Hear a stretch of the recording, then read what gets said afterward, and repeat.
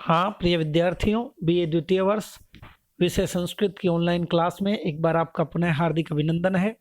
हम हमारी पूर्व की ऑनलाइन क्लास में बात कर रहे थे कि शकुंतला जो है मदन लेख के लिए पदों की रचना करती हुई, इसे जो शकुंतला का जो मुख है वह ऐसे लग रहा था कि जो है जैसे कि लता के समान शकुंतला का मुख हो और उसकी भौं ऊपर की ओर चढ़ी हुई है और अपने रोमांचित कपोल के द्वारा दुष्यंत विचार कर रहा है कि शकुंतला जो है अपने रोमांचित कपोल के द्वारा मेरे प्रति अनुराग प्रकट कर रही है।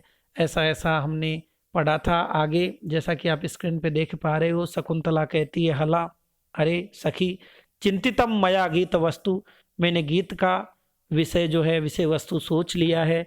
मैंने मदन लेख अर्थात इस प्रेम पत्र पर लिखने के लिए जो गीत है, जो कविता है, उसकी विषय वस्तु को मैंने सोच लिया है।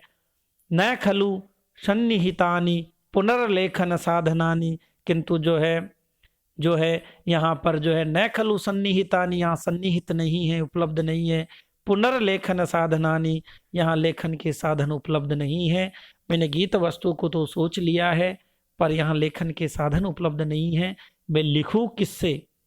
प्रेमवदा कहती है, एतस्मिन् सुकोदर सुकुमारे नलिनी पत्रे नखैर निक्षिप्त वर्णम कुरु।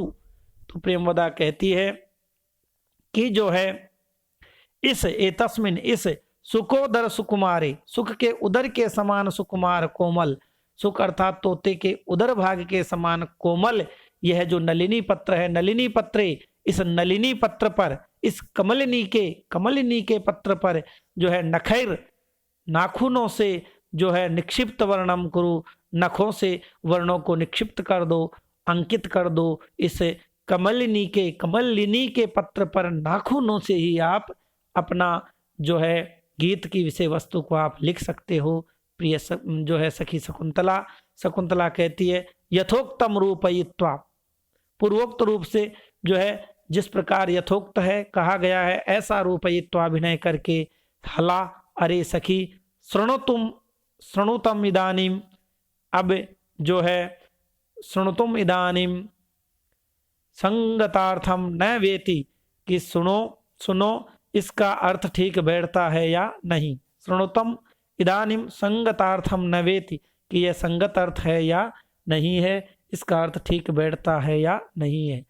उभे दोनों सखियां जो है अवहितेस्व है, हम दोनों सावधान हैं, आप सुनाइए।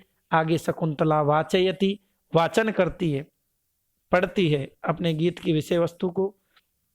श्लोक है यहाँ पर, गीति नामक छंद है। श्लोक है, तव न जाने हृदयम मम, तव न जाने हृदयम मम, पुनः कामो दिवापि रात्रावपि, निर्घृण तपति बलीयस्त्वयि वृत्त मनोरथान्यंगानी। श्लोक है, श्लोक का अन्वय है कि निर्घृण, कि हे निर्घृण, हे निर्दय, अरे निर्दय, तव हृदयम न जाने, मैं तुम्हारे हृदय को न जाने, नहीं जानती हूं, मैं तुम्हारे हृदय को तो नहीं जानती हूं। काम है पुनः त्वयि, परंतु कामदेव जो है, कामदेव तो जो है तुम पर जो है, पुनः त्वयि वृत्त मनोरथानि मम अंगानी, परंतु कामदेव तो जो है तुम पर आश्रित अभिलाषा वाले मेरे अंगों को दिवा अपि, दिन में भी, रात्रौ अपि, और रात्रि में भी, अपि भी, बलि यह तपति, अतीव संतप्त कर रहा है। कि जो है हे निर्दय, अरे निर्दय, जो है मैं तुम्हारे हृदय को तो नहीं जानती, परंतु कामदेव जो है वो तुम पर आश्रित अभिलाषा वाले मेरे अंगों को दिन रात अतीव संतप्त कर रहा है। अर्थात जो है मैं यह नहीं जानती कि जो है कामदेव तुम्हें कितना संतप्त कर रहा है, पर जो है तुम पर अभिलाषा रखने वाली मैं तो जो है आपके जो है वियोग में अत्यंत दुखी हूँ। ऐसा राजा के विषय में जो है और स्वयं के विषय में शकुंतला कहती है। आगे, राजा सहसोपसृत्य, सहसा उपसृत्य संधि विच्छेद करेंगे, सहसा उपसृत्य, सहसा पास जाकर, अचानक पास जाकर राजा कहता है। एक श्लोक है, आर्या छंद है। तपति तनुगात्री मदनस्त्वां मनीषः मां पुनर्दहत्येव। तपति तनुगात्री मदनस्त्वां मनीषं मां पुनर्दहत्येव। ग्लपयति यथा शशांकं न यथा ये कुमुद्वतीं दिवशः। श्लोक है, श्लोक का अन्वय है। हे तनुगात्री, हे तन्वी, हे कृशांगी, हे कृशंगों वाली, हे शकुंतला। मदन है त्वाम अनिशम तपति, मदन है अर्थात जो ये मनसिज है, मनोज है, कामदेव जो है वह त्वाम तुमको अनिशम तपति सर्वदा तपाता है, दिन रात तपाता है।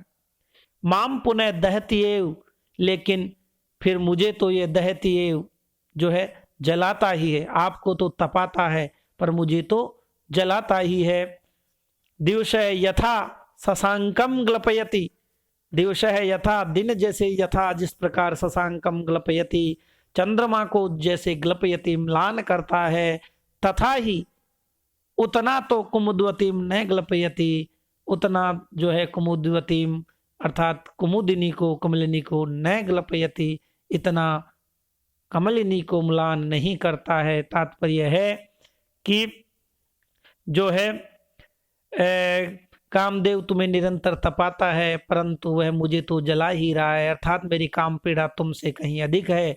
दिन जितना चंद्रमा को मलिन करता है उतना वह कुमुदिनी को नहीं। तुम कामदेव से संतप्त होकर भी जीवित हो परंतु मैं तो जलकर नष्ट हो रहा हूँ। आदि आदि अपने मनोभावों को जो है राजा प्रकट कर रहा है।